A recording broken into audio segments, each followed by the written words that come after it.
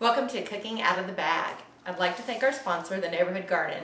Today we're going to make a yummy fruit trail mix. You'll need 4 things to start today. A good cutting board, a nice peeler, an apple corer, and a nice paring knife. So we're going to start today with apples. When you do an apple, you're going to want to core it first. And I love this core. It makes life so much more simple. All done, no seeds. And then you'll peel your apple. Now, if I was wanting to do apple slices, I would have just left the peel on. But I want to do a trail mix. So I'm going to cut some thicker slices of apple. I'm going to do more of square chunks. Remember, it shrinks down a lot, so don't cut them too small. If you don't want them to get brown, you can dip your apple slices into some water with lemon juice in it. I usually don't because I feel like when it's dehydrated, to me it looks just fine. When I dehydrate, I try to do it in small batches so that I get the dehydrator running pretty quick, and that helps the browning process. I spread my apple pieces out on the tray. And I like to do this project in the evenings. I feel like that it's a great time to do that. I can dehydrate it overnight, and in the morning everything's done. One of the other options that I had with my dehydrator was to buy these inserts that are wonderful. This insert, oops, got some apple pieces there. This insert is for doing peppers, onions, garlic, and it has this nice webbing that keeps it from, once it's dehydrated, from falling through the holes. And then the other insert that I have is this awesome insert, and this is for making fruit roll-ups, which we'll do on another episode. So we'll put that to the side. We're going to do bananas next. You'll want to peel the banana. And you want ripe bananas. When they're ripe, they just taste sweeter once they've been dehydrated, kind of like making banana bread.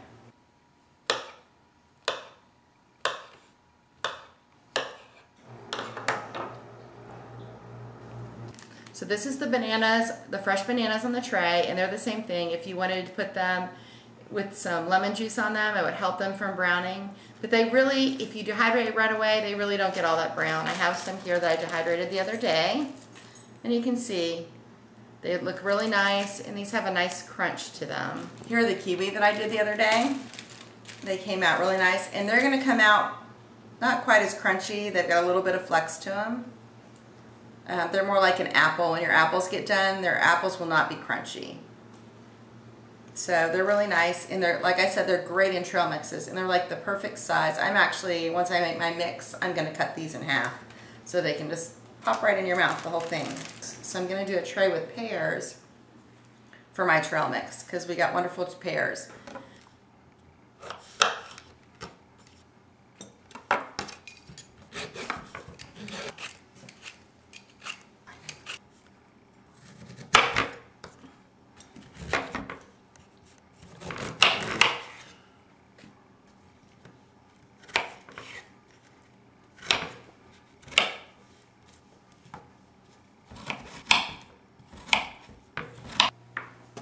Okay, oops.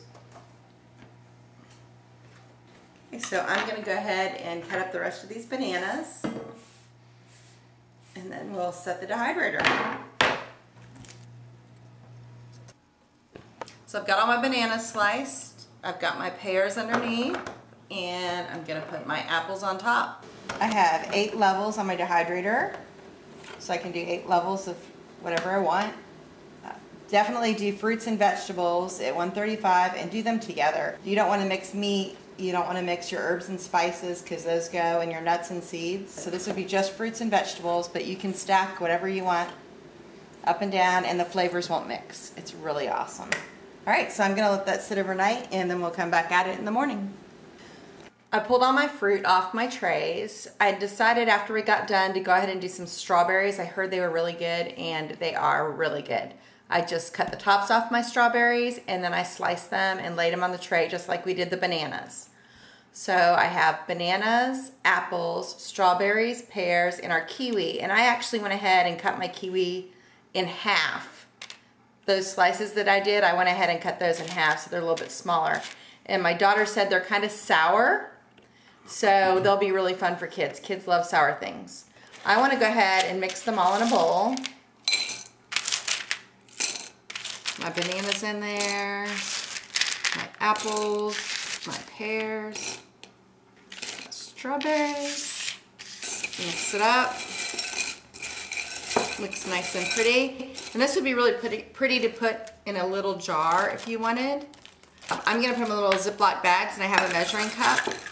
It is really great when you're teaching your kids to eat healthy, to teach them portion control. And these fun snack size bags, I think, are great for that. When you put them in nice little baggies, small baggies like this, they can just grab it out of the cabinet. It's portion controlled, and they get a yummy snack.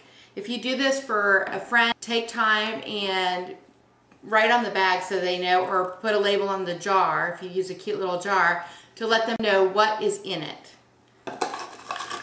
You can add nuts to this too if you want to do like a trail mix.